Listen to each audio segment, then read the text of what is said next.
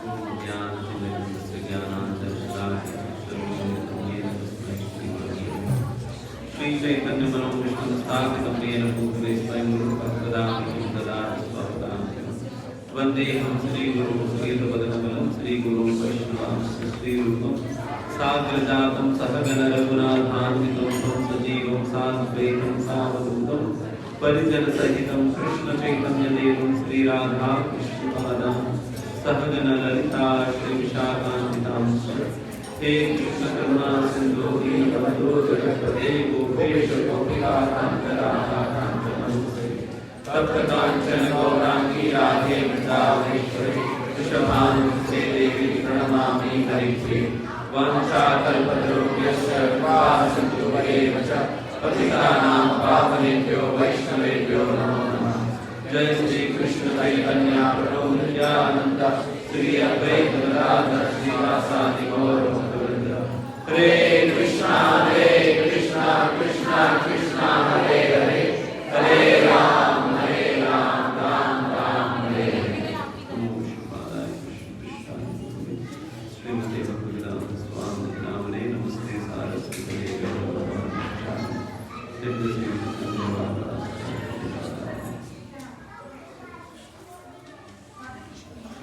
Okay. हरे कृष्णा।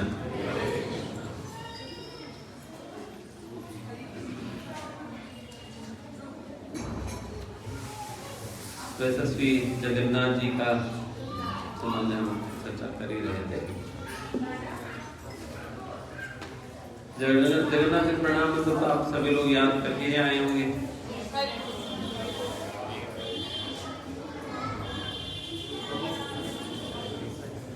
जो लोग नहीं जानते हैं या जानते भी है तो एक बार हम बोलकर फिर शुरू करते हैं आज की। नमो नीलाचर निवासाय नित्याय परमात्मने बलभद्र सुभद्राभ्याम जगन्नाथाय ते नमः। जगन्नाथ ये चतुर्धा मूर्ति कहते हैं। जगन्नाथ बलदेव सुभद्रा और सुदर्शन, ये चार मूर्ति होने के कारण इनको चतुर्धा मूर्ति कहते हैं, चारों को मिलकर। इस प्रकार से इन चतुर्धा मूर्ति का ये प्रणाम मंत्र होता है। हर रूप में भगवान का अपना प्रणाम मंत्र होता है। तो इस प्रकार से चतुर्धा मूर्ति का जो दारु ब्रह्म वाला जो रूप है, इस रूप में भी जगन्नाथ जी का ये प्रणाम मंत्र है।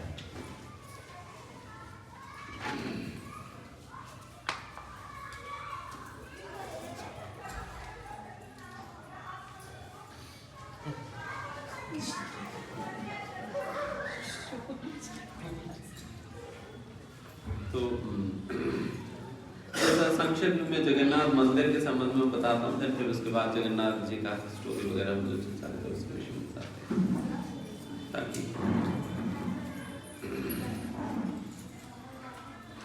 वैसा ये जगन्नाथ मंदिर जो इंद्रद्युम्न राजा का जो स्टोरी में बता ही रहा था ना, इंद्रद्युम्न नामक राजा ने बनवाया था।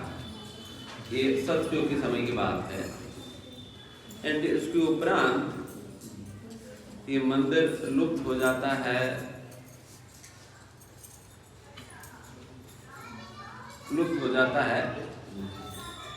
एक समय पे तो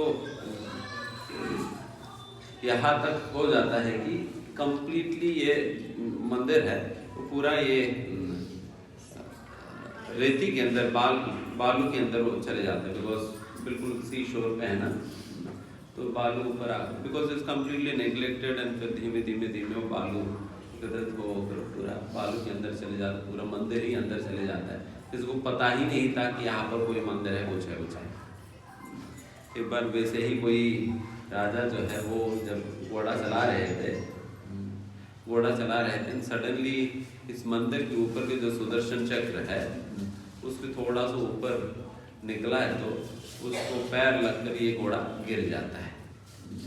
एंड फिर उसको राजा भी गिरता है। फिर ये क्या हुआ करके फिर देखा तो फिर वहाँ पर पता नहीं कुछ ऊपर से निकला हुआ है। फिर ये क्या है निकला हुआ है करके फिर देखने लगे तो फिर धीमे धीमे निकाल लेते हैं। फिर बहुत बड़ा सुदर्शन चक्र है, फिर उसके नीचे क्या है, फिर ऐसा करते करते करते गया तो पूरा का पूरा मंदिर ही नीचा दबा हुआ है। तो उस प्रकार से पूरा मंदिर वापस आता है। फिर भी because it was very long back, मतलब करोड़ों लाखों साल पहले की बात है कि जब इंद्रद्युम्न राजा ने ये मंदिर को बनवाया था।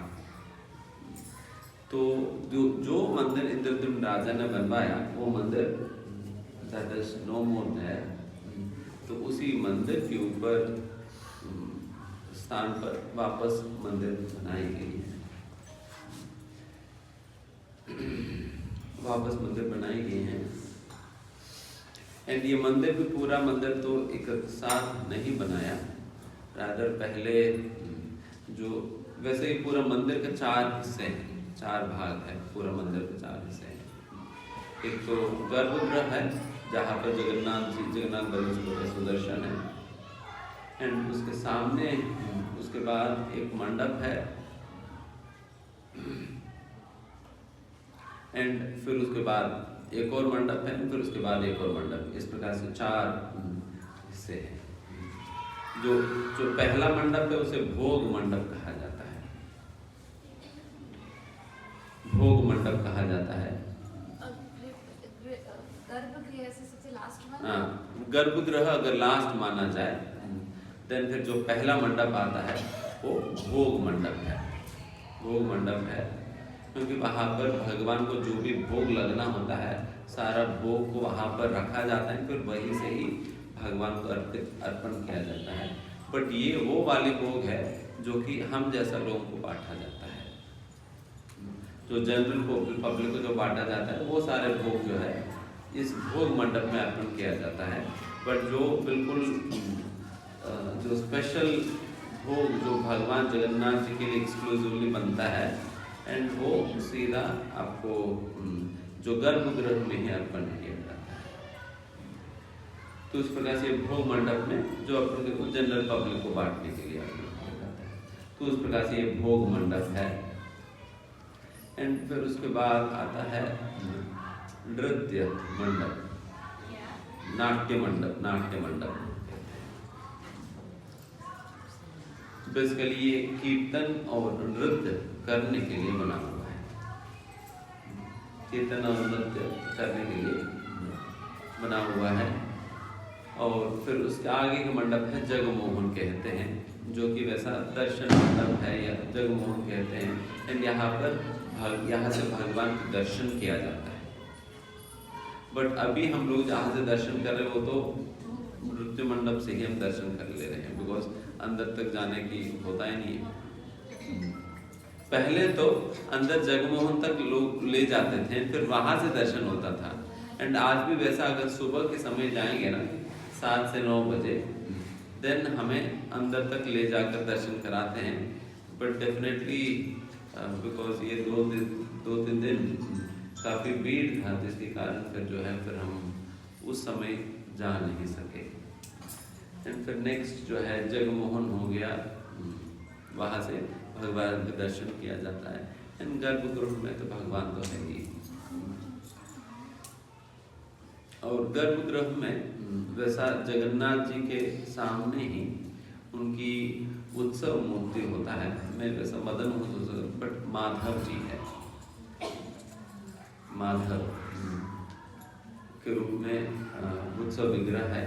एंड वही माधव को ही लेकर आया जाता है नरेंद्र सरोवर में चंदन यात्रा के समय।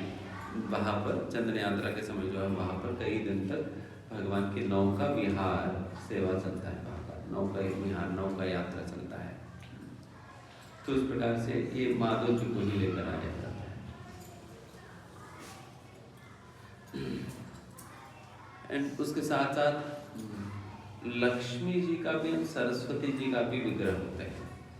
यहाँ पर लक्ष्मी जी और सरस्वती जी का भी विग्रह अंदर जो मुख्य मंडप है, जो गर्भगृह में। बट वहाँ तक हम देख ही नहीं पाते, जगन्नाथ जी के चेहरे देखने में हमारा हालत खराब हो जाता है। कई बार लगता है सांस रुक जाएगी, बिकॉज इधर से भी उधर से भी चटनी बना देते, पता नहीं चल पाता। वही लगता है कि जब बूढ़े लोग जब जाते हैं तो फिर कैसे वो निकलते हैं। बट ठीक है, एनीवेज व्हाटएवर इट इज। तो यहाँ पर प्रेमी भक्तों का ही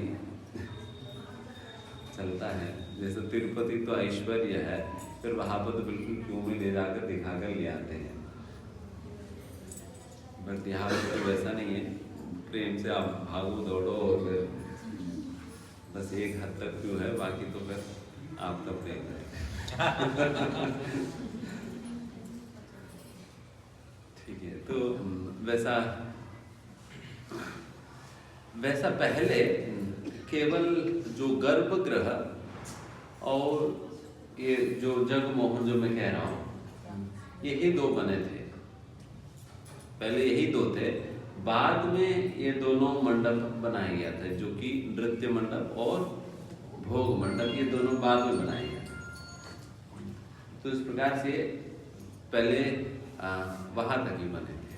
फिर उसके बाद बिकॉज भीड़ इतना ज़्यादा होने लगा, एंड फिर ये आजकल के समय की बात नहीं, 500 साल पहले भी भीड़ ज़्यादा होने लगा था, जिसके कारण फिर राजा ने फिर एक्सटेंड किया। फिर देखिए, मतलब एक्सटेंड करने का मतलब ये नहीं कि आज सोचा तो कल खड़ा हो गया।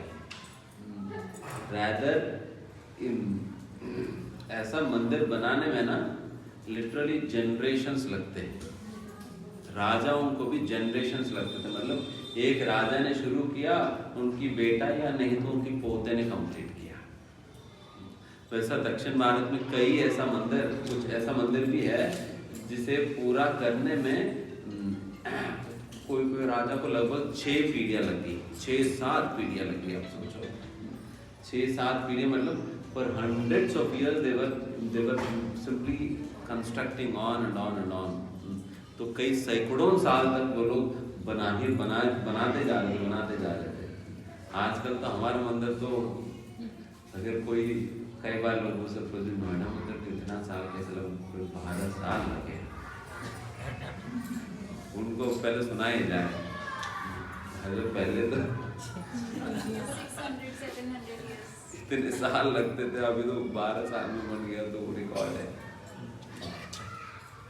वैसे सबसे बड़ा रिकॉर्ड तो परम पूज्य भक्तिधारा स्वामी महाराज ने बनाया इस्कॉन में। केवल 11 महीने में महाराज जी ने उज्जैन टेम्पल बनाकर खड़ा कर दिया, केवल 11 महीने में। जैसा तो ग्रेट नोएडा वेस्ट वाले तोड़ेंगे उसे।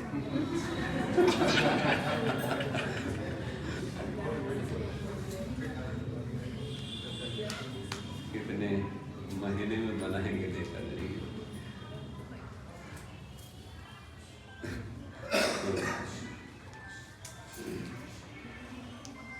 तो उस प्रकार से दोनों बाद में बनाए गए थे, नृत्य मंडप और ये भोग मंडप। एंड भोग मंडप में जैसे मैंने कहा, ये भोग लगाने के लिए, नृत्य मंडप जो है वो बेसिकली कीर्तन करने के लिए और फिर नृत्य करने के लिए। तो इस प्रकार की विधि किसने एस्टैब्लिश की? जगन्नाथ जी खुद ही। जगन्नाथ खुद कैसे कि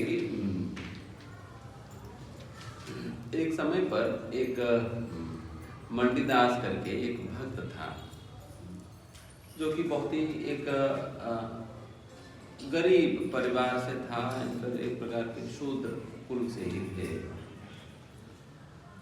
और वो इतना भी पैसा नहीं था, वो करताल वगैरह भी खरीदने का भी पैसा नहीं था। तो फिर उसने जो नारियल होता है ना, नारियल को ही सुखाकर उसी से करताल बना लिया। सुखाने के बाद जो भी शेल्स होते उस शेल से उन्होंने करताल बना लिया। एंड उसी करताल बजाते बजाते वो मंदिर में आते थे। फिर वो यहाँ पर वो करताल बजाते, गाते, नाचते नाचते फिर कीर्तन करते थे।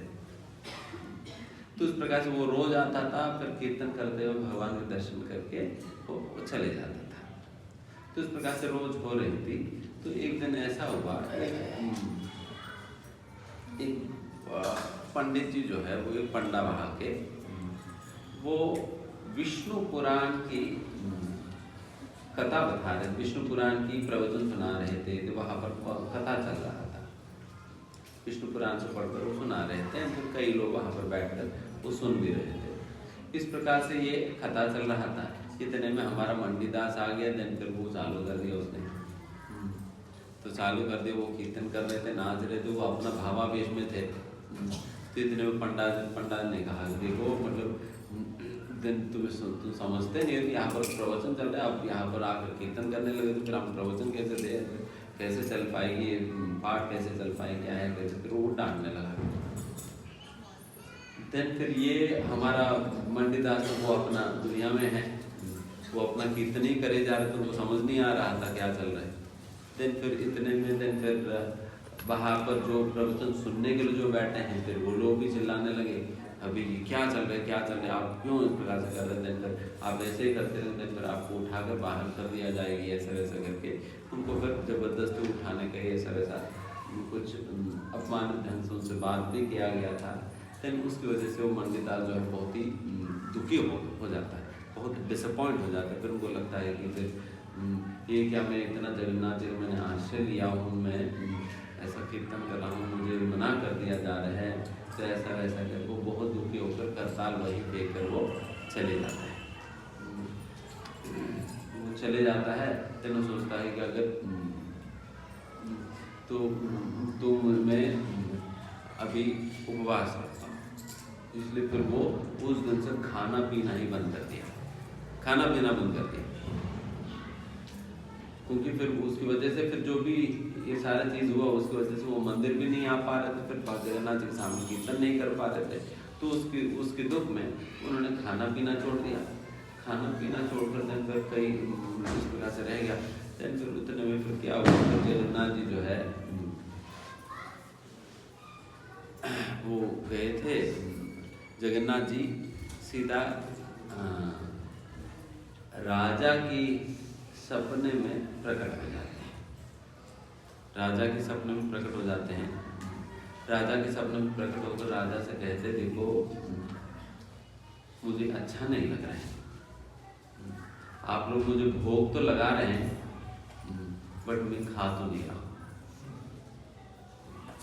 आप लोग मुझे भोग लगा रहे, मैं खा नहीं रहा हूँ। मैं इसलिए नहीं खा रहा हूँ क्योंकि मेरे भक्त नहीं खा रहे, और मेरे भक्त क्यों नहीं खा रहे हैं, क्योंकि उनको कीर्तन करने का मौका नहीं दिया जा रहा है, कीर्तन करने का मौका नहीं दिया जा रहा है, उसकी वजह से मेरे भक्त क्योंकि वो नहीं खा रहे, तो मैं भी नहीं खा रहा हूँ, मैं आपको भोग स्वीकार नहीं कर रहा हूँ। फिर इस प्रकार से कहने पर फिर राजा ने कहा, ये क्या हो गया, तो हम भोग अर्पण कर, भगवान भोग ही स्वीकार नहीं करे। भगवान से पूछने लगा, तो क्या करे क्या करे। फिर भगवान ने कहा कि देखो मेरे भक्त एक मंडीदास करके, उनसे आप उनके पास जाओ, उनको वापस बुलाओ और उनसे कीर्तन कराओ, मेरे सामने नृत्य कराओ, तब जाकर मैं प्रसन्न होकर आपके भोग स्वीकार करूंगा। एंड बाकी जो पंडा ये विष्णु पुराण की जो कथा कर रहा था, उनको बोलिए कि लक्ष्मी जी के मंदिर में बैठ कर करे। उनको बोलिए भाई लक्ष्मी जी के मंदिर में बैठ कर करे। देन फिर राजा जाकर वो पंडा जी को उठाता है, उठाकर लक्ष्मी जी के मंदिर में भेज देते हैं। एंड फिर ये मंडीदास को बहुत ही आदर सम्मान के साथ बुलाते हैं, एंड फिर बुलाकर फिर वहाँ पर कीर्तन कराते हैं। एंड फिर कीर्तन कराने पर एंड फिर तब से जो है जगन्नाथ जी भोग स्वीकार करने लगे। फिर तब से जिस मंडप में ये कीर्तन और नृत्य करने लगे, उस मंडप को ही नृत्य मंडप कहने लगे। तो इस प्रकार से इसलिए जगन्नाथ जी के समक्ष कीर्तन करना और नृत्य करना का बहुत बड़ा विशेष सेवा है। कीर्तन करना और कीर्तन में नृत्य करना विशेष सेवा है। जैसे एक प्रवचन में श्री प्रभुपाद जी कहते हैं कि by dancing for the pleasure of the Lord, one will be relieved of his burden. Prabhupada कहते हैं, प्रभुपाद कह रहे कि जब हम भगवान के सामने जब हम नृत्य करते हैं, नृत्य करने पे हम अपने जो बोझ है वो बोझ उतर जाता है। एंड कौन सी बोझ है? फिर प्रभुपाद जी कहते हैं कि the burden of material contamination, तो भौतिक कल्मशों का जो बोझ हमने उठाया हुआ है, काम क्रोध लोभ मोह मद मात्सर्य की बोझ उठाया हुआ है, वो बोझ कम हो जाता है जैसा व्यक्ति भगवान के सामने नाचते हैं। देन फिर आगे बढ़कर फिर प्रभुपाद ये भी बात कहते हैं, फिर प्रभुपाद जी कहते हैं and that is why even though one may not feel the ecstasy but still he should dance. उनको भाव नहीं आ रहे फिर भी उनको नाचना है। फिर प्रभुपाद जी कहते हैं कि even forcefully one should dance, जबरदस्ती ही क्यों ना हो, आपको भाव ही नहीं आ रहे फिर भी नाचो। वह इस प्रकार से नाचने पर ही ये बोझ कम होगी, फिर बोझ कम होने पर भाव आएगा। तो इस प्रकार से आप सोचो कि पूरा नृत्य मंडप क्रिएट किया गया है। एंड इस प्रकार से ये जो जगन्नाथ मंदिर है, एंड जो जगन्नाथ मंदिर के ऊपर जो सुदर्शन चक्र है ना, सुदर्शन चक्र वैसे यहाँ से देखने में तो बहुत छोटा सा लगता है, बट सुदर्शन चक्र 15 फुट की इतना, मतलब पूरा सर्कमफ्रेंस है, 26 फुट का पूरा सर्कमफ्रेंस है, पूरा 15 फुट की उसका चौड़ाई है, रेडियस डायमीटर 15 फुट की है, उतना बड़ा होता है। एंड वैसा बीच में ये सुदर्शन चक्र टूट जाता है, फिर दोबारा सुदर्शन चक्र बनवा कर लगाई गई है। एंड ये जो सुदर्शन चक्र के ऊपर हम देव पताका जो झंडा देखते हैं, एंड वो भी आप लोगों को पता ही है, हर दिन शाम के समय 5 बजे को बदला जाता है। एंड इर्रिस्पेक्टिव ऑफ कोई भी मौसम क्यों ना हो, बारिश का मौसम हो या ठंडी का मौसम, किसी भी प्रकार के मौसम क्यों ना हो, वो झंडा चेंज करना ही करना है। यदि अगर किसी भी दिन झंडा चेंज करना छूट जाता है, देन फिर मंदिर कई वर्षों तक बंद रखना पड़ता है, पर इयर्स बंद रखना होता है। उस प्रकार के कुछ नियम है जिस कारण उनको एट एनी कॉस्ट, किसी भी हिम्मत से, किसी भी उनको ये झंडा चेंज करना ही होता है, ये चेंज करना ही है। तो उस प्रकार से ये पूरा चलता है। एंड जैसा बता रहे थे कि ये जो झंडा जो है, ये पहले वैसे तो अभी तो 21 मीटर का झंडा होता है, 21 फुट की झंडा होता है, बट पहले इतना लंबा हुआ करते थे कि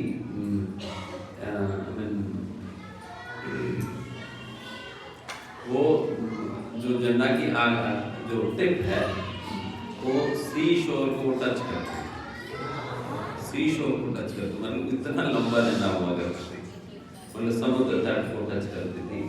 एंड मतलब कुछ साल पहले तक भी, मतलब धीमे धीमे वो साइज कम करते रहे। एंड फिर कुछ साल पहले तक भी कोई पंडा, कोई बूढ़ा वो शेयर करते हैं कि उनकी बचपन में ये झंडा जो है उनकी घर की आंगन को छूती थी करके, उनकी घर के आंगन, घर तो कहाँ रहेगा, जमीन पर ही तो रहेगा। तो मतलब उसको झंडा कितना लंबा होगा। तो उस प्रकार से जगन्नाथ जी तो सब कुछ बड़ा ही है, मंदिर भी बड़ा है, वो मंदिर भी बड़ा है, सब कुछ बड़ा है। तो वैसे जगन्नाथ जी का झंडा भी इस प्रकार से बहुत ही विशेष है। एंड वैसा पूरा मंदिर में जो है मंदिर को सुरक्षित रखते हुए 2 बाउंड्री वॉल्स बनाई गई हैं। 2 बाउंड्री वॉल्स है। वैसा तो श्रीरंग मंदिर में देखा जाए तो 7 बाउंड्री वॉल्स बनाई गई है, 7 बाउंड्री वॉल्स। एंड श्रीरंग मंदिर is kind of one of the largest temples in the entire world, because when we consider all the 7 boundaries, पूरा अगर 7 बाउंड्रीज अगर गिना जाए तो कई गांव बसे हुए हैं बाउंड्रीज के बीच में, कई गांव, दुकान खुले गांव भी बसे हुए हैं उस प्रकार से। तो ठीक है, नहीं, तो यहाँ पर 2 बाउंड्रीज है बेसिकली, एंड 2 बाउंड्रीज के बीच में ही सब कुछ है। एक तो मतलब इसके पूरे जगन्नाथ टेम्पल कॉम्प्लेक्स को ये दो हिस्सों में बांटा जाता है, जगन्नाथ मंदिर एंड फिर फर्स्ट बाउंड्री के बीच में जो भी है, तो जिसमें हम ये सारे छोटे छोटे मंदिर सारे देखते हैं ना, वो सारा फर्स्ट पोर्शन में है। एंड सेकेंड पोर्शन जो है फर्स्ट बाउंड्री और सेकेंड बाउंड्री के बीच में जो भी आनंद बाजार इत्यादि जो आते हैं ना, वो सारा उस सेकेंड बाउंड्री और फर्स्ट बाउंड्री के बीच के हिस्से में आते हैं। तो इस प्रकार से दो पोर्शन होते हैं। एंड इसमें ही वैसा जगन्नाथ मंदिर में प्रवेश करने के लिए 4 मुख्य द्वार है। 4 मुख्य द्वार है, साउथ ईस्ट नॉर्थ वेस्ट करके 4 मुख्य द्वार है। फिर वैसा तो ये इन द्वारों का भी नाम होता है, वैसा सिंह द्वार है, हस्त द्वार है और हस्व द्वार है, और फिर उसी प्रकार से व्याघ्र द्वार है। व्याघ्र मतलब टाइगर है, अश्व हॉर्स है, हस्ती एलिफेंट है एंड सिंह लायन। तो जो भी मंदिर का जो सबसे मुख्य द्वार जो होता है उसे सिंह द्वार कहा जाता है। एंड इसलिए आप सिंह द्वार पे बड़े बड़े सिंह को आप देख सकते हो। एंड उसी प्रकार से हस्ती द्वार पे हस्ती दिखेंगे, फिर वैसे व्याघ्र द्वार पे वहां पर 2 लोग घोड़े में खड़े होकर दिखेंगे। एंड वो 2 कोई और नहीं है, कृष्ण बलराम। कृष्ण बलराम भी घोड़े में सवार होकर फिर वहां पर अपना फोटो लगा दिया।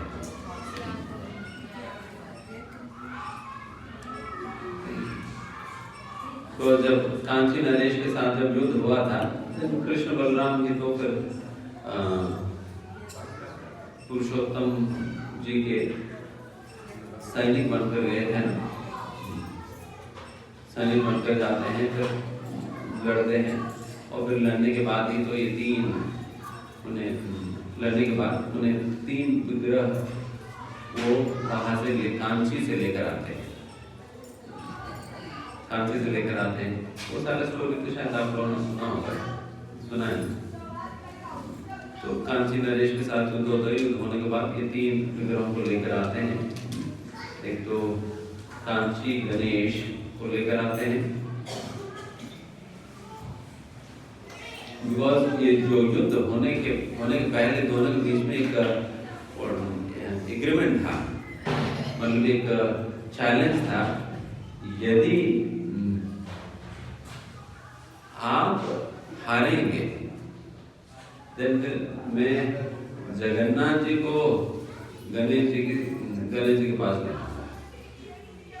एंड फिर उन्होंने कहा कि अगर आप जीतो देन फिर मैं हार जाऊंगा, देन कांची की तरफ वाले हार जाएंगे, देन फिर गणेश जी को जगन्नाथ जी के पीछे स्थापित किया जाएगा। तो इस प्रकार से एग्रीमेंट था।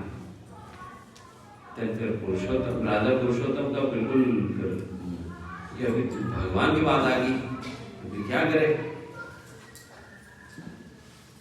तो फिर भगवान की बात आ गई, वो पहले दिन गया, देन खूब बुरे तरीके से हार गए। देन फिर उनको लगा कि फिर अगले दिन मैं जाऊंगा, हार जाऊंगा तो फिर जगन्नाथ जी को तो फिर मैं कैसे फिर जगन्नाथ जी को छोड़ पाऊंगा, जगन्नाथ जी को ले जाकर फिर कांची में ले जाएंगे तो फिर कैसे संभव होगा, नहीं करके। फिर वो बहुत दुखी हो गए थे। फिर बहुत दुखी होकर जगन्नाथ जी के पास से जाकर फिर प्रार्थना करने लगे, जगन्नाथ जी देखो अभी आपकी बात आ गया, अगर मैं इस युद्ध में मैं नहीं जीतूंगा देन फिर आपको जाना पड़ेगा, एंड फिर वो हम सह नहीं पाएंगे। देन आप कुछ करो, मुझे पता नहीं क्या करेंगे, आप कुछ तो करो जिससे हम ये युद्ध जीत सके। देन फिर अगले दिन क्या हुआ, अगले दिन कृष्ण बलराम ही इस पुरुषोत्तम राजा पुरुषोत्तम की सेना में ज्वाइन कर गए। वो दोनों ज्वाइन कर गए। एंड फिर राजा पुरुषोत्तम को तो पता नहीं, फिर उनको एज इट इज वो युद्ध में जा रहे थे, उनके पहले से ही कृष्ण बलराम जो है घोड़े में सवार होकर देन फिर वो आगे निकल गए थे। आगे के निकल गए एंड फिर जब तक ये राजा पुरुषोत्तम जो है युद्ध भूमि में पहुंचे तब तक जो है युद्ध समाप्त हो गया था। तब तक युद्ध समाप्ति हो गया था, वो सभी को हरा दिया, ये दोनों जाकर पूरा हरा दिया। फिर वापस उनको समझ नहीं आई, ये हम जाने के पहले युद्ध समाप्त हो गया, सभी जीत गए। इनको ये तब पता चला कि जब ये दोनों जब जा रहे थे, जब कृष्ण बलराम जब जगन्नाथ जो बलदेव बलभद्र जब दोनों जा रहे थे, उस समय तो लोग एक चार्ज वाले के पास चार्ज पीते हैं। फिर चार्ज पीने के बाद फिर चार्ज वाला पूछता है कि पैसा दो। फिर ये लोग कहते थे पैसा हमारे पास थोड़ी होता, हमें पता हमारे को पैसा नहीं है। फिर उसने पूछा कि सारा का सारा मटका चार्ज पी गए और अभी कहते हैं कि पैसा नहीं, तो ये कैसे चलेगा। फिर उन्होंने कहा कि हमारे पीछे जो है वो राजा पुरुषोत्तम आने आ रहे हैं, उनसे आप मांग कर ले लेना। तब तक ये मुद्रिका जो है आप दिखाएंगे तो वो समझ जाएंगे, फिर वो दे देंगे। फिर ये राजा पुरुषोत्तम आने पर कहते हैं देखिए पैसा दो। पैसा किस बात? चार्ज ना, चार्ज की पैसा। चार्ज हमने पिया ही पैसा मांगे नहीं, आपका ही तो सैनिक पहले पीकर चले गए थे, पूरा का पूरा पता नहीं किसी ने आज तक मटका का मटका चार्ज पिया नहीं, बट इसने इन दोनों ने सारा का सारा मटका चार्ज पी गए। तो पैसा दिए बिना चले और कह दिया कि मुद्रा रखो। फिर आपको दिखाने के लिए कहा ये मुद्रिका जो है देख लीजिए करके मुद्रिका दिखाए। मुद्रिका दिखाने पर फिर उनको जब राजा पुरुषोत्तम पता चल गया कि ये जगन्नाथ जी का मुद्रिका है, फिर ये जगन्नाथ जी स्वयं ही है। तो उस प्रकार से जगन्नाथ और बलदेव दोनों जो है जाकर फिर युद्ध जीत कर आए थे, क्योंकि उनके नाम की बात आ गया, नहीं तो उनको जाना पड़ता। फिर उस प्रकार से एक तो ये कांची गणेश को लेकर आए थे। फिर कांची गणेश को फिर वहाँ पर आप मंदिर के प्रांगण में जब देखेंगे ना, वहाँ पर कांची गणेश का मंदिर है। यहाँ पर शायद पंडा गणेश ऐसा कुछ है, तो उनका मंदिर है यहाँ पर, दो कांची गणेश के।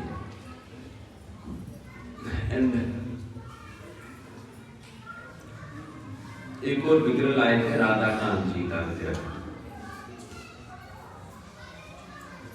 राधा कांची का विग्रह लाए थे। राधा कांची का विग्रह लाने के बाद राधा कांची को वहां पर मंदिर में ही स्थापना कर दिया।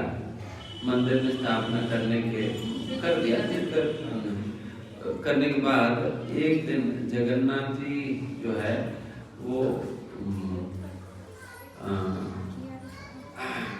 जो जगन्नाथ मंदिर के जो प्रधान पुजारी है उनके सपने में आया और फिर कहा देखो जब से ये राधा कांत जी को आप ले आए थे ना, तब से हमें कुछ स्वीट मिलता नहीं है, स्वीट वगैरह जो है मिलता नहीं है, सारे खा जा रहे हैं।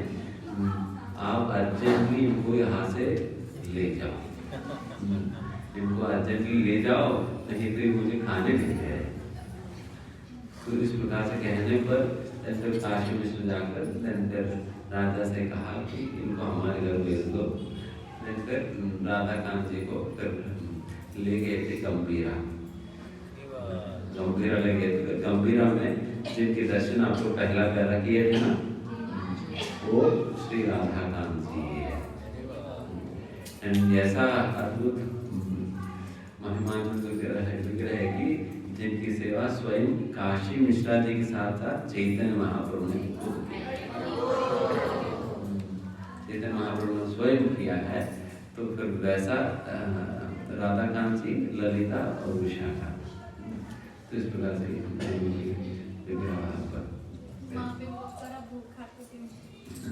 तो यहाँ पर शायद भोग, वहाँ पर तो जगन्नाथ मंदिर को अच्छा भोग मिलता था, यहाँ पर कुछ न कुछ व्यवस्था की ही होंगी।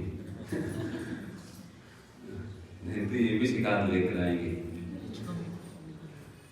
तो इस प्रकार से राधा कांत जी यहाँ पहुँच गए थे।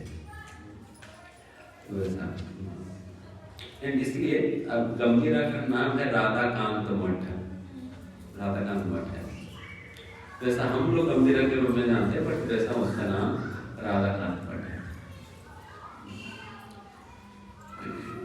वैसे ये काशी मिश्रा जो है ना, काशी मिश्रा ये ब्रज लीला में उपजा है।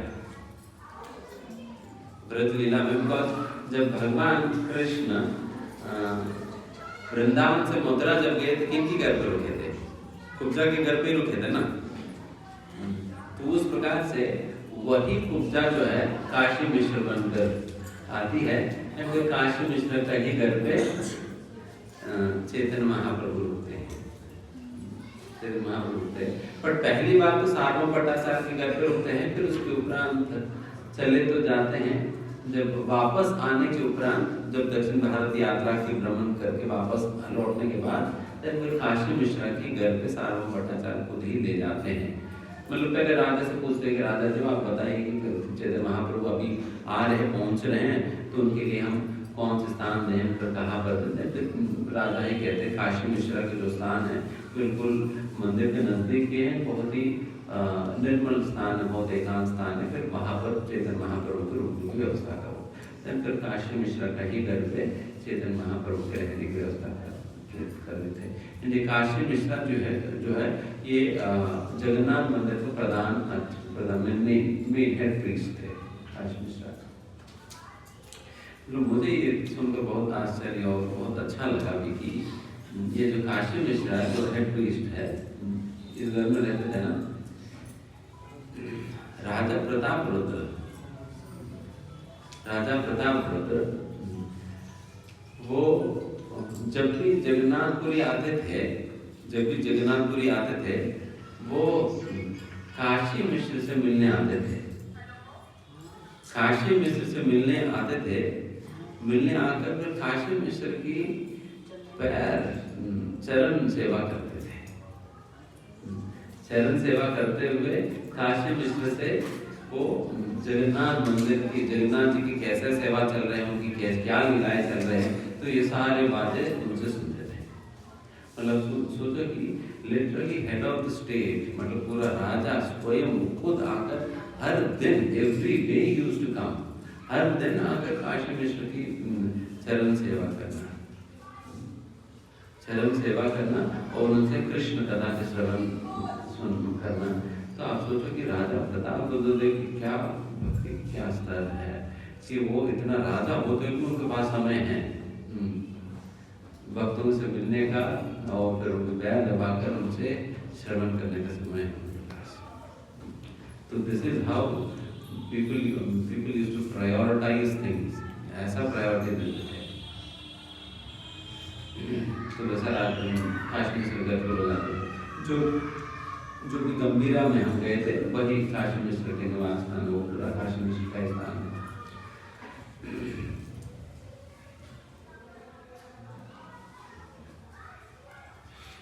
तो उस प्रकार से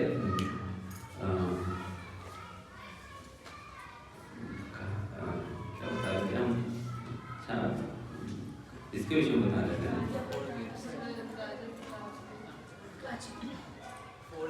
अच्छा, 4 गेट बताते हुए कांची चले हम लोग। कृष्ण बलराम वाला गेट, तो वहाँ पर कृष्ण बलराम को ही वहाँ पर रहते हैं। व्याघ्र के पास तो ऑब्वियसली व्याघ्र है ही। तो इस प्रकार से 4 गेट्स है। एंड 4 गेट्स कभी जैसा होता है ना, कोई घर भर में प्रवेश करने के लिए सभी के लिए अलग अलग गेट्स होते थे। मतलब कोई बहुत बड़ा महल में प्रवेश करने के लिए सभी के लिए अलग अलग गेट्स हुआ करते थे। ऐसा नहीं कि हर कोई सेम गेट से जाते हैं। तो उस प्रकार से सिंहद्वार से, वैसे मैं कहूँगा तो सभी उसी जाएंगे जो भी शुद्ध भक्ति की प्राप्ति करना चाहते थे, सभी सिंहद्वार में जाते हैं। हम वैसे भी तो उस कैटेगरी के हैं नहीं, पीछे वाले से चलेंगे।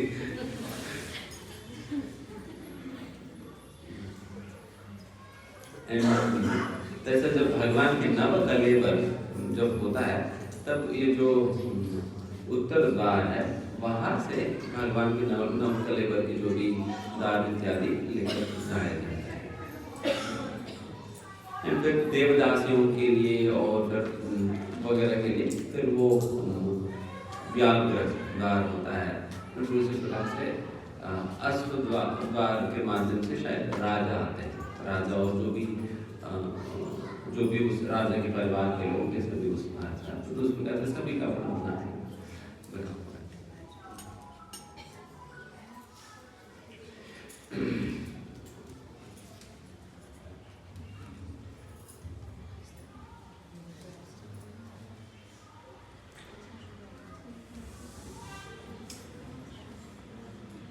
जो मंदिर के बिल्कुल सिंहद्वार के सामने भी एक स्तंभ है ना, सिंहद्वार के सामने भी एक स्तंभ है, उसे अरुण स्तंभ कहा जाता है, जो कि उसे कोणार्क के मंदिर को जब डिमोलिश कर दिया गया, बिल्कुल उसको तोड़ दिया गया था, फिर उसके उपरांत वहां से ये अरुण स्तंभ जो पिलर को लेकर यहाँ पर आते हैं।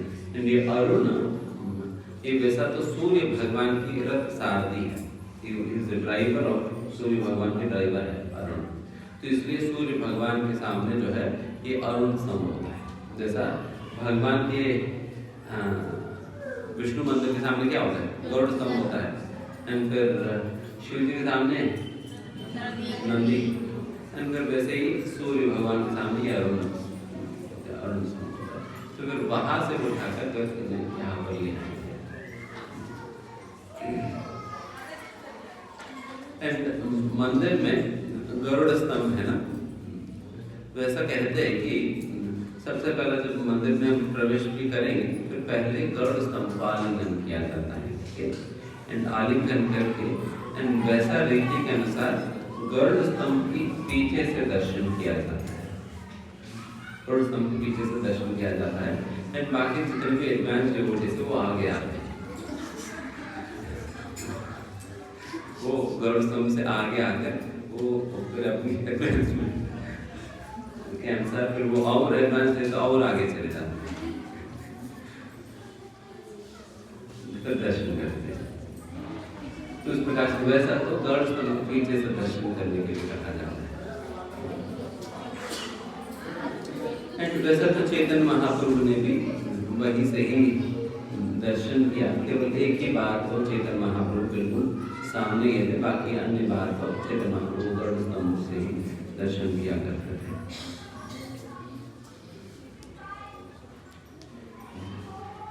सही में कितने युगों से ये मंदिर है, कितने भक्तों को इस मंदिर में देखा। मैं कल वही सोच रहा था कि सारे वहाँ पर जो ऑल द सारे पिलर्स, ये जो भी पत्थर वहाँ मंदिर they should all be literally tuned with the vibrations of the holy name। निरंतर वहाँ पर कीर्तन चलते हुए कितने भक्तों का पैर लगा है, कितने भक्तों के चरण लगे हैं जिसकी भी ऊपर। ऐसे ही तो सोचकर पंढरपुर में वहाँ पर पंडित नाथ के दर्शन करने के लिए जो वहाँ पर जो सीढ़ियाँ बने हैं, उन सीढ़ियों से भी कई सारे भक्त जाकर भगवान के दर्शन करके आते हैं। तो एक भक्त की भावना ये था कि इतने सारे भक्त सीढ़ियों से चलकर यदि जा रहे हैं, उन सभी भक्तों का चरण धूलि मुझे ही मिल सकता है, मुझे मिल सकता है यदि मैं इन सीढ़ियों पे ही अपना शरीर छोड़ दूं। ऐसा सोचकर उनके परिवार के 14 लोगों ने उन्हीं सीढ़ियों पे एक सीढ़ी पे अपना शरीर छोड़ दिया, इस आशा के साथ कि जो भी भक्त इन सीढ़ियों से चलेंगे उनकी चरण धूलि हमारा मस्तक पे लगेगा। ये नामदेव महाराज को तो इसलिए हम लोग कभी भी उन सीढ़ियों से होकर नहीं जाते। सामने वाला जो सीढ़ी है उसके ऊपर हम कभी नहीं जाते, वो हमेशा क्लोज रहता है, हम बगल से जाते हैं। बट उनके ऐसे भाव है, ऐसे भाव। एंड जो नामदेव महाराज जी का परिवार के जितने भी सदस्य हैं वो कोई साधारण नहीं है। उनका कुत्ता भी, वो 14 में से एक कुत्ता भी है, वे भी इतने बड़े भक्त थे भगवान के। नामदेव महाराज घर में काम करने वाली भी, वो भी इतने बड़े भक्त थे। उनसे मिलने तो कबीरदास आते, कौन है उनसे मिलने करके, तो कबीरदास आते उनसे मिलने। वो सच अ स्ट्रॉन्ग एंड ग्रेट। पर नामदेव महाराज की ऐसा है कि वो जब कीर्तन करते थे ना, जब नाम संकीर्तन करते थे, भगवान खुद आकर नाचते थे। जब वो जैसे कि वहां पर चंद्रभागा नदी के तट पे जब कीर्तन करते, तो पूरा पंढरपुर तो केवल कीर्तन के लिए ही जाना जाता है, कीर्तन के लिए जाना जाता है, इसलिए नाद और ब्रह्म कहते थे। फिर वहां पर चंद्रभागा नदी के तट पे जब नामदेव महाराज जब कीर्तन किया करते थे, फिर स्वयं भगवान आकर कीर्तन में नाचते थे, कीर्तन में आनंद लेते थे। तो ऐसा अद्भुत कीर्तन किया करते थे। एंड फिर वैसा जो नामदेव महाराज जी के घर में काम करने वाली, वो काम करते वक्त जब जैसा होता है ना, जब आपको रोटियां बनाना होता है, फिर वो गेहूं पीसना होता है ना। पहले तो गेहूं कैसे पीसते थे, चक्की में पीसते थे। जब वो चक्की पीसती थी, भगवान आकर सामने बैठ जाते थे। भगवान सामने बैठ जाते थे कि नहीं आप इतना देर से पीस रही हो, मैं भी मदद करता। भगवान हाथ में लेकर भगवान पीसते थे, भगवान चलाते थे। तो ऐसा एक फोटो है जिसमें वो भी बैठी है एंड फिर भगवान भी बैठा है, वो भी पीसते हैं, चक्की को चला रहे हैं। वो भगवान इतने प्रेमी है उनसे कि उनके साथ नहीं रहते थे। ये कभी गोबर के कंडे बनाकर वो दीवार पे लगाते हैं ना, दीवार पे लगाते हैं ना, तो उसमें भगवान पहुंच जाते थे। भगवान पहुंच जाते थे, मैं बनाकर तुम लगाओ, मैं गोबर उठाता हूँ तुम लगा लेना। उनके साथ रहने में उनको इतना आनंद है जगन्नाथ भगवान। तो इस प्रकार से रहते थे। फिर तो ऐसा मतलब तो कि कितना अद्भुत परिवार है वो। तो उन लोगों की क्या भाव है कि हमें भक्तों की शरण दुनिया में प्राप्त हो सके। तो उस प्रकार से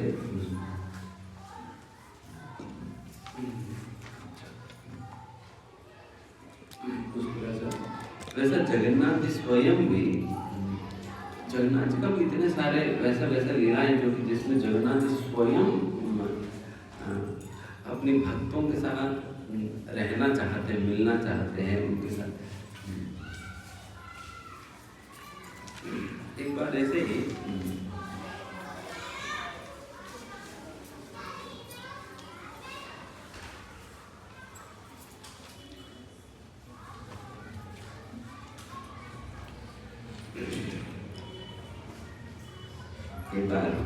एक बार पुजारी ने देखा कि जगन्नाथ जी के कपड़े थोड़े फटे हुए हैं, इधर उधर फटे हुए हैं।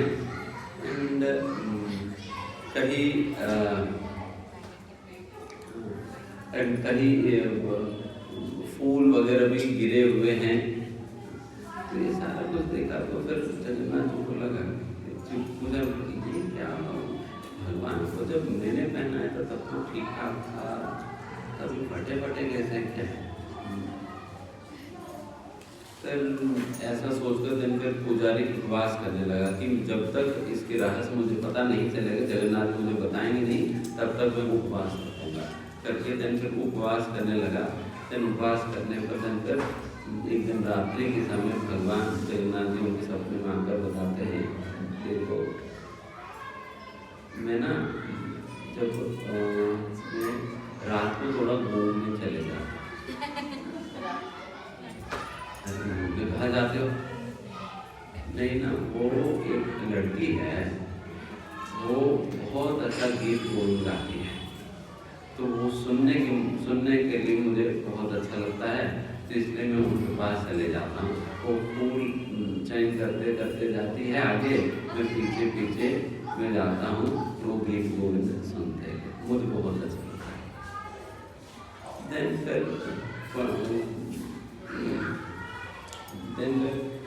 उस लड़की के विषय में पता करके ये पूजा, ये हेड पूजा खुद जाते हैं लड़के के पास जाकर, बस कहते हैं कि आप कहीं और जाकर आप गीत गोविंद गाने की बजाय आप ही मंदिर आ जाओ, नहीं तो आपके रूम भगवान जगन्नाथ जी चले जा रहे हैं छोड़ के, तो आप आ जाओ करके। फिर जगन्नाथ जी को जगन्नाथ जी के सामने रोज उस भक्त को लाकर उनसे गवाते थे ये गीत गोविंद।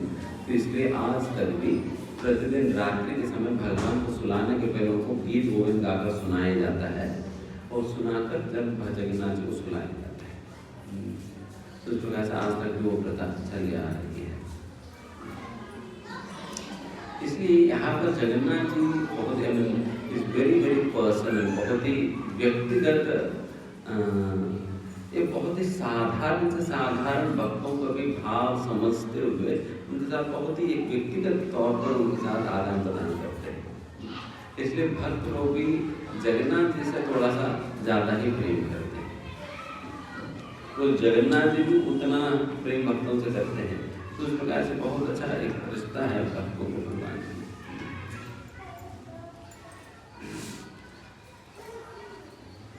वैसा एक ये भी कथा आता है, जैसा आप लोगों ने देखा होगा जगन्नाथ मंदिर में सिंह द्वार में ना, वहाँ पर पतित पावन जगन्नाथ जी है, जो कि सिंह द्वार आप मंदिर में प्रवेश किए बिना ही जगन्नाथ जी का दर्शन कर सकते हो। वैसा कहा जाता है जो लोग जगन्नाथ मंदिर में प्रवेश नहीं करते हैं, या जिनको जगन्नाथ मंदिर में प्रवेश करने का अनुमति नहीं दिया जाता है, वे सभी लोग इधर सुदर्शन की दर्शन करते हैं। सुदर्शन की दर्शन करने पे, जो कि सुदर्शन जो है वो 15 किलोमीटर की दूरी से भी आपको सुदर्शन दिखेगा, 15 किलोमीटर दूर से भी सुदर्शन दिख जाएगा।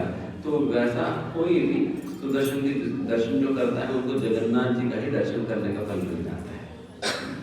एंड फिर साथ ही साथ जगन्नाथ जी पतित पावन जगन्नाथ जी के रूप में भी वो सिंह द्वार पे बैठे हैं। फिर वो पतित पावन जगन्नाथ जी का मंदिर के अंदर प्रवेश किए बिना अगर वहाँ पतित पावन जगन्नाथ जी को दर्शन करने पे आपको जगन्नाथ जी का ही दर्शन करने का लाभ मिलता है। एंड फिर वैसे भी जगन्नाथ जी, जैसे मैंने कहा ना कि जगन्नाथपुरी तीनों धामों का मिश्रण है। एक तो माधुर्यता का भी मिश्रण यहाँ पर प्राप्त होता है, एंड दूसरा औदार्यता का भी मिश्रण आपको मिलता है, एंड फिर ऐश्वर्य का भी। लक्ष्मी जी वहां पर रहने की वजह से पूरा बहुत ऐश्वर्य के साथ जगन्नाथ जी से होता है, वेरी ऑपुलेंट सर्विस होता है। वैसा जगन्नाथ जी बेचारे वो तो ससुराल में रह रहे हैं, क्योंकि तो लक्ष्मी जी के घर है, इसलिए तो श्री मंदिर कहा गया ना। जनरली दामाद को ससुराल में रहना काफी अनकंफर्टेबल रहता है, तो वैसे थोड़ा सा जगन्नाथ जी को थोड़ा सा अनकंफर्टेबल रहता तो है, बिकॉज ससुराल में किनकी चलता है, लड़की की चलेगा सब कुछ, उनकी घर है, तो फिर यहाँ पर लक्ष्मी जी की चलेगा सब कुछ, तो फिर उनको थोड़ा अनकंफर्टेबल क्या करे। लक्ष्मी जी वहाँ है तो वही रहना पड़ेगा, तो वही रहते हैं।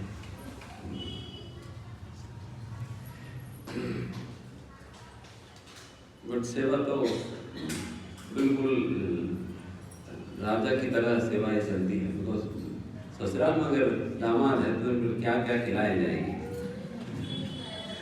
पता नहीं आजकल तो नहीं होगा।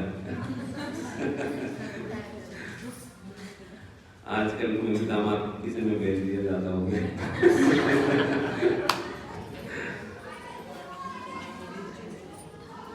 बिकॉज वैसा तो दामाद आना मतलब बहुत बड़ा उत्सव जैसा बनाते हैं, बिल्कुल वो सब कुछ बनाते हैं।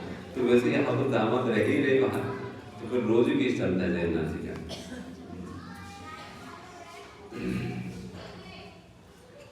एंड अच्छा, तो वैसा जगन्नाथ जी, मैं पतितपावन जगन्नाथ जी विषय में बता रहा हूँ। वहाँ पर कैसे पतितपावन जगन्नाथ जी प्रकट हुआ है, कैसे क्या है, उसकी समझ में ऐसा है कि पहले कुछ समय पहले रामचंद्र देव करके एक राजा हुआ करते थे। रामचंद्र देव करके एक राजा हुआ करते थे। एंड फिर वे उस समय मुगलों की राज चल रहा था। एंड ये पूरा का पूरा राज्य जो है ये मुगलों को हो चुका था। एंड वो एक केवल मुगलों की ओर से इस स्थान को वो चला रहे थे। रामचंद्र जी जो है वो केवल मुगलों की ओर से केवल इस स्थान को वो चला रहे थे, बट मुगलों की ओर से चला रहे थे।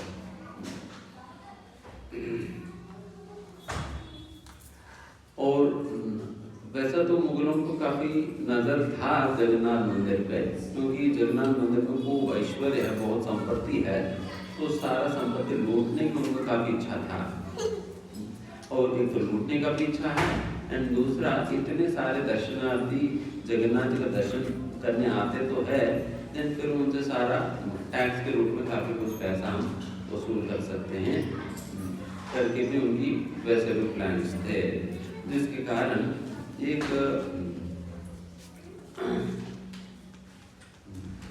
एक मुस्लिम गवर्नर का मतलब बहुत नजर था यहाँ पर ये करने की। ये रामचंद्र देव जो है फिर कैसे कैसे वो बच रहे थे, बट जो उन्हें पता चला कि बहुत ज़्यादा ही कुछ कर रहे हैं करके, या कुछ ये बहुत बुरा कर सकते जगन्नाथ मंदिर के लिए, देन फिर रामचंद्र देव जो है फिर उन्होंने सोचा कि उनके ऊपर हम अटैक ही करते हैं। देन फिर रामचंद्र देव फिर गया, फिर उनके ऊपर अटैक किया और बेचारे हार जाते हैं। एंड हार जाने पर फिर रामचंद्र देव को गिरफ्तार कर दिया, फिर जेल में रख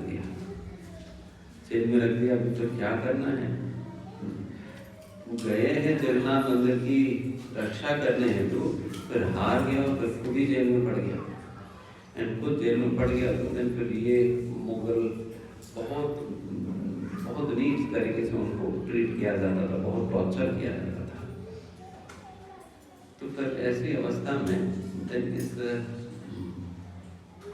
मुगल ने सोचा, बिकॉज हमारा एक ही बार में मंदिर लूटने का तो है नहीं,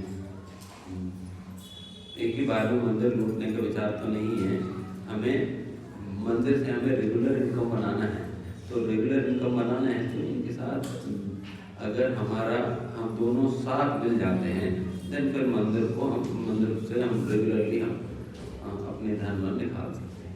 तो इस प्रकार से उन्होंने सोचा था। फिर उन्होंने प्रपोज किया, देखो मैं क्या करता हूँ कि मेरी बहन जो है उनका शादी तुम्हारे साथ में करा दूंगा,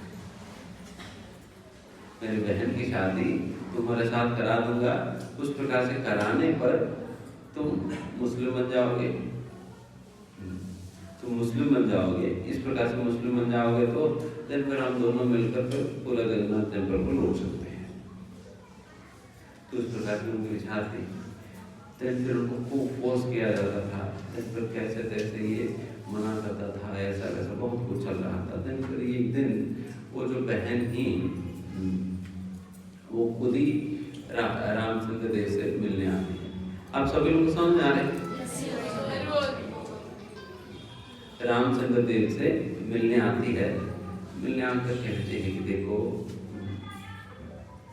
मेरी भाई ने जो भी कहा है बेहतर होगा यदि आप उसे मानेंगे तो, बेहतर होगा आप मानेंगे तो। करके वो भी बताने लगी। देन फिर वो अपने विषय में बताने लगी कि वो जो लड़की है वो एक्चुअली एक हिंदू माँ की बेटी है। बिकॉज उन दिनों में ये मुगल के राजा ये क्या करते थे, कहीं से भी स्त्रियों को उठा लेते थे एंड फिर उनके माध्यम से संतान करते थे। एंड फिर उस प्रकार से ही ये लड़की हुई, उनके साथ शादी कर लेते थे। खास करके बिकॉज जिनके साथ भी शादी होता है फिर क्या होगा, वो तो मुस्लिम बन जाएंगे। तो उस प्रकार से खास करके ब्राह्मणों के परिवारों से लेकर चले जाते थे, फिर ब्राह्मणों की पत्नियों के माध्यम से वो बच्चों को करते थे, बच्चे करते थे, फिर वो पूरा का पूरा खानदान जो है वो मुस्लिम बन जाता। तो उस प्रकार से बहुत बुरे तरीके से चलता था उन दिनों में, बहुत बेकार। तो उसी प्रकार से मैं हुई एंड मेरी माँ जो है वो जगन्नाथ जी का भक्त है। मेरी माँ जगन्नाथ जी का भक्त है और मेरे अंदर भी जगन्नाथ जी को लेकर प्रेम है। मेरे अंदर भी जगन्नाथ जी को लेकर प्रेम है और मैं भी नहीं चाहती हूँ कि ये जगन्नाथ मंदिर को किसी भी प्रकार की नुकसान पहुँचाए। तो इसलिए अगर जगन्नाथ मंदिर को, अगर हम दोनों का ही उद्देश्य अगर जगन्नाथ मंदिर को की रक्षा करनी है, देन फिर हमारी शादी होना बहुत अनिवार्य है। अगर हमारी शादी होगी देन फिर ये जो नवाब जाकर ये जगन्नाथ मंदिर को नष्ट नहीं करेगा। एंड मैं आपको ये वादा देती हूँ कि मेरे से शादी होने के बावजूद भी आप मुझे स्पर्श करने का जरूरत नहीं है। मैं आजीवन इसी प्रकार से रह जाऊंगी। अगर जगन्नाथ जी का मंदिर इसकी वजह से बच सकता है देन फिर मैं इस प्रकार से रह जाऊंगी करके। देन फिर वो बोलती है, देन फिर इस प्रकार से कहने पर देन फिर फाइनली ये राजा में बहुत सोचता है, फिर उनको और दूसरा कोई और मार्ग नहीं मिलता है। अगर जगन्नाथ मंदिर को बचाना है देन उनको ये शादी करना ही है, और शादी करने का मतलब है उनको मुस्लिम बनना होगा। और मुस्लिम बनने का मतलब होगा कि उनको स्वयं को ही जगन्नाथ मंदिर में प्रवेश तक भी नहीं मिलने वाला, मंदिर में प्रवेश तक भी नहीं मिलने वाला। फिर भी राजा रामचंद्र ने सोचा नहीं, अगर जगन्नाथ जी का मंदिर को मुझे संरक्षण करनी है तो मुझे चाहे कुछ भी हो मुझे शादी करना पड़ेगा करके। देन फिर रामचंद्र देव जो है वो शादी करता है उस लड़की के साथ। देन फिर शादी होने पर उनको जेल से रिलीज कर दिया जाता है, उनको फिर इस्लाम स्वीकार करना पड़ता है। बट बाहर से तो मुस्लिम तो बन गया, बट अंदर तो जगन्नाथ जी के प्रति प्रेम तो था ही। एंड फिर जब ये समाचार हर जगह मिलने लगा कि इस प्रकार से राजा रामचंद्र देव जो है वो मुस्लिम बन गया, मुस्लिम बन गया, मुस्लिम बन गया करके, तो सारे के सारे जगन्नाथ जी के पुजारी सभी लोग बहुत हतोष हो गए, बहुत उत्साही हो गए, बहुत ही दुख लगने लगा उन सभी को। एंड जितने भी रामचंद्र देव की पहले की जो पत्नियां हैं, फिर उनके सारे रिश्तेदार वगैरह, वे सभी जो है ये जो कुर्दा रोड में उनके महल था, वो कुर्दा तो वहाँ पर उनकी महल था, तो वो छोड़कर सभी के सभी पत्नियां इत्यादि के सभी अपनी अपनी घरों में चले जाती है। देन फिर फाइनली ये राजा जो है वो आकर एक कुर्दा में रहने लगता है। बेचारे वो तो जगन्नाथ जी का ही भक्त है, वो फिर जगन्नाथ मंदिर में तो प्रवेश तो नहीं मिलेगा, तो फिर वो रोज आते थे उधर, उनसे रोज रात्रि के समय आते थे। रात्रि समय आकर जगन्नाथ जी का मंदिर जो बंद हो जाता था, देन फिर वो खड़े खड़े जगन्नाथ जी से वो रो रो कर प्रार्थना किया करते थे, जगन्नाथ जी आपको पता है मेरी मन क्या है, मेरे हृदय में क्या है, आपके लिए क्या स्थान है, आप ही को पता है। बाकी लोग तो यही सोच रहे हैं कि मैं मुस्लिम बन गया करके, बट मैं आपकी भक्ति छोड़कर आपको छोड़कर मैं कहाँ जाऊँगा। तो ठीक है, कोई बात नहीं, मुझे तो आपके दर्शन करने का मौका तो नहीं मिल पा रहे हैं, बट मेरे अंदर तीव्र लालसा है आपके दर्शन करने की। यदि आप चाहें तो मुझे आपके दर्शन जरूर हो सकता है, इसलिए आप हमारे ऊपर कृपा करना, मुझे दर्शन देना। और जो कुछ भी मैंने किया है ये केवल आपके लिए मैंने किया है, आपके लिए मैंने किया है। इसके कारण मुझे सारे के सारे जगन्नाथ जी का परिवार ने तिरस्कार कर दिया, और मेरे अपनी पत्नियों ने मुझे तिरस्कार नमस्कार करके छोड़कर चले गया। अपने बच्चों को लेकर चले गए सारे पत्नियां। मुझे अपना परिवार ने, समाज में सभी लोगों ने तिरस्कार कर दिया। बट इस प्रकार की तिरस्कृति के विषय मुझे पहले से ही पता होने के बावजूद मैंने इसलिए निर्णय लिया, बिकॉज आपके मंदिर की रक्षा करना ये मेरे लिए ज़्यादा महत्वपूर्ण था, इसलिए मैंने ऐसा किया। अभी आपकी इच्छा है, यदि आप मुझे दर्शन देना चाहते हो तो दर्शन दीजिए कर करके। एंड फिर वो रोज आकर वो रात भर रोते थे। एंड फिर दिन होते ही वो चले जाते थे। इस प्रकार से जब रोज ही होने लगा तो फिर जगन्नाथ जी को रहा नहीं गया। जगन्नाथ जी को रहा नहीं गया तो फिर एक दिन जब राजा रामचंद्र देव जब दर्शन करने आए, जब ऐसे प्रार्थना करने लगे, फिर जगन्नाथ जी खुद अपनी राज सिंहासन छोड़कर वो खुद चलकर आ जाते हैं। खुद चलकर ये सिंह द्वार पे आ जाते हैं। सिंह द्वार पे आ जाते, सिंह द्वार पे आकर फिर रामचंद्र देव को दर्शन देते हैं। तो फिर अगले दिन जब पुजारी लोग जब गए तब उन लोगों ने देखा कि पूरा का पूरा रत्न सिंहासन से लेकर ये सिंह द्वार तक पूरा का पूरा फूल बिछे हुए हैं। सारे माला वाला सारा टूटे पड़े हुए हैं। तो इतना सारा फूल कैसे बिछा, किसने बिछाया? हम तो वैसा रात के समय जब जगन्नाथ मंदिर खाली हो जाता है उसको पूरा साफ किया जाता है, पानी वानी से साफ किया जाता है। उस प्रकार साफ करके तो कहते ये सारा फूल कहाँ से क्या हुआ? फिर जब तो समझ नहीं आया। वापस राजा की बात पता चला तो फिर राजा जो है ये क्या हुआ भगवान के प्रति कुछ अपचार तो नहीं हो रहे क्या करके फिर वो उपवास करने लगा।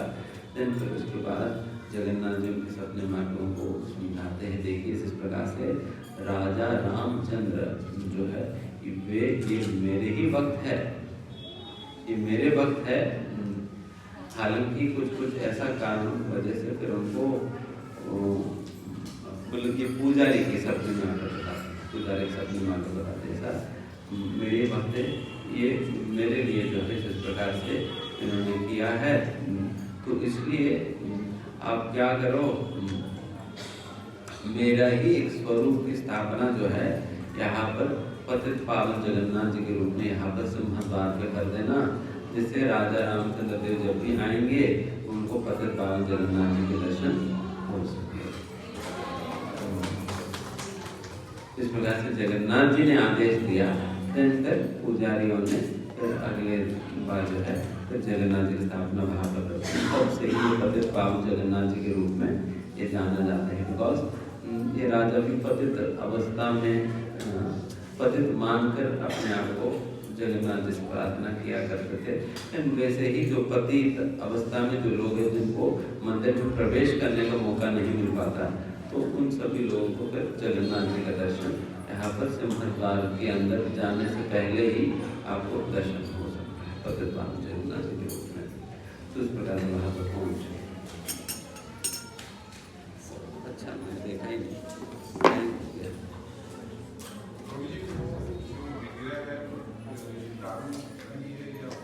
कौन सा पतित पावन, हाँ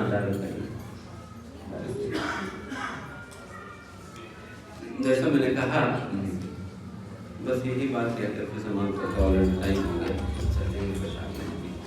शायद आ गया, हाँ आ गया। तो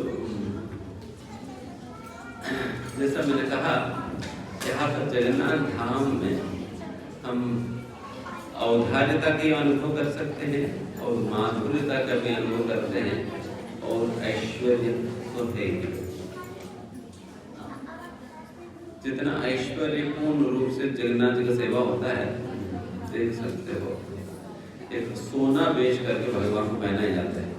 साल में कुछ 3-4 बार कुछ पहना ही जाता है। पूरा का पूरा सोना से ही बना हुआ कपड़े पहना ही जाता है भगवान, पूरा ऊपर से लेकर नीचे तक। आप सोचो जगन्नाथ जी कितने बड़े हैं एंड उतना जगन्नाथ जी के लिए पूरा का पूरा सोने से ही बना हुआ सारा आभूषण। आप सोचना फिर कितना पैसा वाले हैं जगन्नाथ जी, बहुत पैसे हैं इनके पास। तो ऐसा ऐश्वर्यशाली है। लेकिन औदार्यता की बात अगर करें तो अब देखेंगे जगन्नाथ जी खुद किस प्रकार से अपने औदार्यता दिखाते हुए रामचंद्र देव को दर्शन देने आगे। उतने ही नहीं, इस सृष्टि में कोई भी ऐसा मंदिर नहीं है जहाँ पर मूल विग्रह ही चलकर बाहर आता है। केवल और केवल जगन्नाथ जी का ही एक मंदिर है जहाँ पर जो कि मूल विग्रह ही बाहर लाया जाता है। बाहर लाकर फिर रथ पे आरूढ़ होकर जगन्नाथ जी चलते हैं। सारे के सारे लोगों को उस समय तो कोई भी आए फिर वो दर्शन कर सकता है। दर्शन करना तो दूर की बात है, दर्शन करना तो दूर की बात है, कोई भी जाकर भगवान को आलिंगन भी कर सकता है। कोई भी जाकर भगवान का आलिंगन, वैसे तो पहले समय पर तो वैसा होता था, कोई भी चढ़ जाता था इनके जगन्नाथ को आलिंगन कर देते थे। बट आजकल तो इतना सारा भीड़ हो गया तो नहीं हो पाता है, बट उन दिनों में तो क्या करते थे। तो इस प्रकार से जब जगन्नाथ जी इस प्रकार से रथ पे आ जाते हैं तो जगन्नाथ जी की औदार्यता की कोई सीमा ही नहीं रह जाता। कोई और विग्रह को, मूल विग्रह को स्पर्श नहीं कर सकते।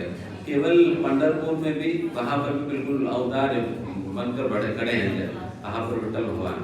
वहां पर भी आज भी विठल भगवान की आप चरण स्पर्श कर सकते हैं। लिटरली मंदिर के गर्भगृह में कहीं प्रवेश ही नहीं होता। कोई भी मंदिर में आपको गर्भगृह की कहाँ पर, तिरुपति में तो 5-6 दीवारों के पहले भेज दिया जाता है, भाई साहब आप वही रहो, नजदीक बता, वहीं से भेज दिया जाता है। बट विठल ये तो बिल्कुल अपने सामने बुलाते हैं और अपना चरण स्पर्श कराते हैं। एंड पहले तो आलिंगन भी करते थे, पहले तो आलिंगन भी करते थे और चरण स्पर्श भी करते थे। तो वैसे जगन्नाथ जी जब बाहर आते हैं तो उस प्रकार से जगन्नाथ जी का आलिंगन करने के मौका मिलता। तो वैसा जगन्नाथ जी की रूप ही या मतलब उनकी पोस्चर ही उस प्रकार से ऐसा लगता है कि जगन्नाथ जी हमें आलिंगन करने बुला रहे हैं, ऐसा है ना। ऐसे ही तो होता है, इस प्रकार से कोई किसी को आलिंगन करने के लिए बुलाते हैं तो वैसा हाथ मिलाकर बुलाते हैं ना, तो वैसे जगन्नाथ जी हम सभी को आलिंगन करने बुला रहे हैं। तो उस प्रकार से जगन्नाथ जी बहुत उदार स्वभाव के हैं। एंड वैसा जगन्नाथ धाम में बहुत महत्वपूर्ण ये 2 चीजें हैं। एक तो जगन्नाथ जी का महाप्रसाद एंड दूसरा जगन्नाथ जी का दर्शन। जगन्नाथ जी का दर्शन, ये दोनों बहुत महत्वपूर्ण होता है। इसलिए जगन्नाथ जी का दर्शन करना बहुत बड़े, बाकी जगह भी दर्शन हम करते हैं बट यहाँ पर दर्शन करना ही अपने आप में बहुत बड़ा विशेष है, बहुत बड़ा विशेष है। तो इसलिए जगन्नाथ जी का दर्शन करें, बिकॉज ये ऐसा भगवान है जिन्हें देखने में आपके पूरा आंखें भर जाते हैं। तो एक जगह देखें तो फिर दूसरी जगह आपको सिर घुमा कर देखना पड़ेगा, इतने बड़े भगवान हैं, इतने बड़े भगवान हैं। खाते भी खूब खाते हैं, तो हट्टा कट्टा नहीं होंगे, तो फिर वैसे ही हट्टा कहते हैं। जगन्नाथ जी के एक नाम है चक्काडोल करके, चक्काडोल करके नाम है। तो गोल चक्के की तरह उनकी बड़े आंखें हैं, इसलिए चक्काडोल कहते हैं, चक्काडोल। वैसे भगवान के आंखों को लेकर इतने सारे नाम हैं, बड़े आंखें फिर ऐसा देखते हैं। एंड ये भी एक विशेषता जगन्नाथ जी की आंखों को भी नहीं करती। जगन्नाथ जी की आंखों पे पलके नहीं है ना। जिस प्रकार से भक्तों को कहा जाता है आप भगवान के जब दर्शन करें अपलक नेत्रों से दर्शन करोगे। अपलक नेत्रों से दर्शन, अपलक नेत्रों से मतलब पलके झपे बिना आपको भगवान के दर्शन करने चाहिए। बहुत जब आप बहुत आतुरता के साथ जब किसी का दर्शन करते हो ना, जब पलके वो झपते नहीं है, वो बिल्कुल खुले रह जाते हैं। जब बिल्कुल आश्चर्यचकित होकर आप देखते हो, उसी प्रकार जिस प्रकार से भक्त भगवान को अपलक नेत्रों से देखते हैं, यहाँ पर भगवान भक्तों को अपलक नेत्रों से देखते हैं। इसलिए ये मत सोचना कि आप भगवान के सामने गए और फिर भगवान देखे नहीं। भगवान की जो आंखें इतने बड़े बड़े हैं, तो आप कोई भी कोने में खड़े हो जाओ दिख जाएंगे, दिख जाएंगे। पूरा भरे हुए हैं ना जो बड़े बड़े आंखें। वैसा जगन्नाथ ये जगन्नाथ जी का रूप ही भक्तों के प्रति वात्सल्यता प्रदर्शन करने वाले ही रूप है। या जगन्नाथ जी का रूप इस प्रकार से समझ सकते हैं कि भक्तों की विरह की व्यथा को व्यक्त करने वाला रूप है। तो जगन्नाथ जी का इस प्रकार के रूप इसलिए क्योंकि जगन्नाथ जी बेचारे वो आपको मिस कर रहे हैं, बट आप तो अभी पता नहीं कितने जन्मों के बाद अभी जगन्नाथ को जाएंगे, अभी दर्शन करने जा रहे हैं। तो फिर जगन्नाथ जी आपसे मिलने के लिए आतुर है, तो अगर आपसे मिलने की आतुर होकर तो जगन्नाथ जी कैसे रूप हो गया। तो वैसा भक्तों के प्रति भक्तों से मिलने का, भक्तों के प्रति उनकी जो प्रेम का ही ये रूप है जगन्नाथ जी का। तो इसलिए डेफिनेटली बाकी भगवान की इत्यादि तो है, कृष्ण है, राधा कृष्ण सभी लोग है, बट उन सभी लोगों में जगन्नाथ जी बहुत ही विशेष है, खासकर भक्तों के लिए, because he is somebody who is actually it is that form in which Krishna is actually waiting to meet us. He is representing the love that he has towards his own devotee. भगवान के भक्तों के प्रति जो प्रेम का ही निदर्शन में भगवान इस प्रकार की विशेष रूप ग्रहण किया हुआ है। ठीक है, तो वैसा भाग्य है। तो आप लोग जगन्नाथ जी का दर्शन करने जाइए और दर्शन करिए आंखें भर के। और अच्छा है वहाँ पर मोबाइल अलाउड नहीं है, अभी तक मोबाइल के नेत्रों से हम देखते हैं धाम को, अभी मोबाइल के नेत्र को वैसे ही निकाल दिया जाएगी और अभी प्रेम की आंखों से भगवान के दर्शन करो। ठीक है, हरे कृष्णा कृष्णा कृष्णा हरे हरे, हरे राम राम राम हरे हरे। श्री जगन्नाथ स्वामी की, श्री बलदेव स्वामी की, जय सुभद्रा मैया की, श्री सुदर्शन की, श्री गोपाल की, गौर प्रेमानंदे।